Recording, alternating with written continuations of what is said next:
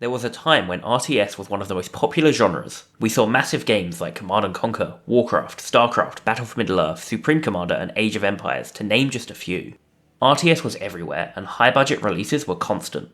Things started to slow down towards the late 2000s, but the genre was still alive and well. In my opinion, this golden age culminated when Starcraft 2 was released in 2010. Starcraft 2 was a huge release both as a single-player game and competitively. It was one of the first times esports started becoming popular outside of niche audiences. Starcraft 2 raised the bar for RTS in a big way, a bar that's not been met since.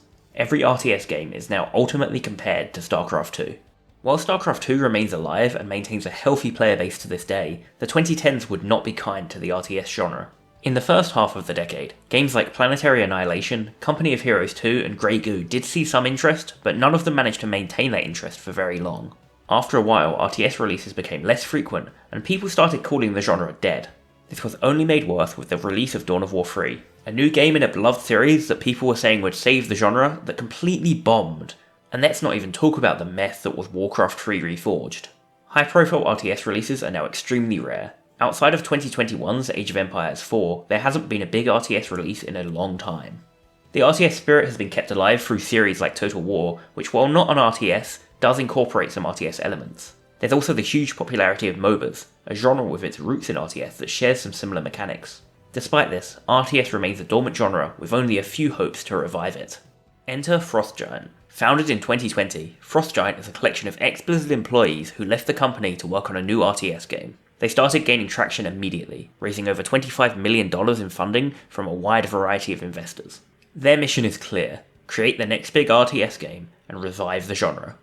At Summer Games Fest 2022, Frostgiant announced Stormgate, the RTS game they've been working on.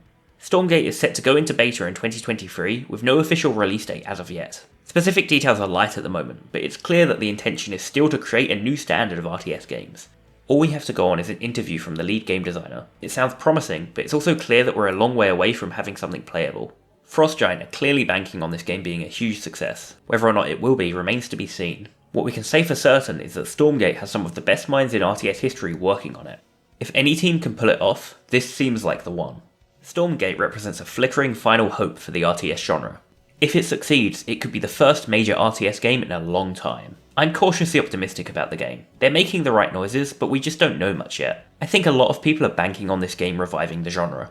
If the genre can be saved, Stormgate looks like the game to do it. The opposite is true, of course. If Stormgate fails, it may be the final nail in the coffin for a genre which has been dormant for so long.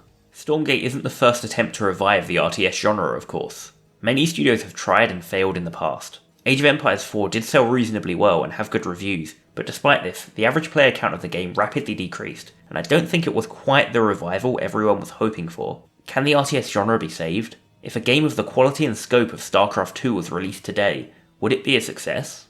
It's hard to say for sure, but with Stormgate we might find out. Let me know what you think in the comments. Are you excited for Stormgate? Thanks for watching. Remember to subscribe if you liked the video, and I'll see you next time.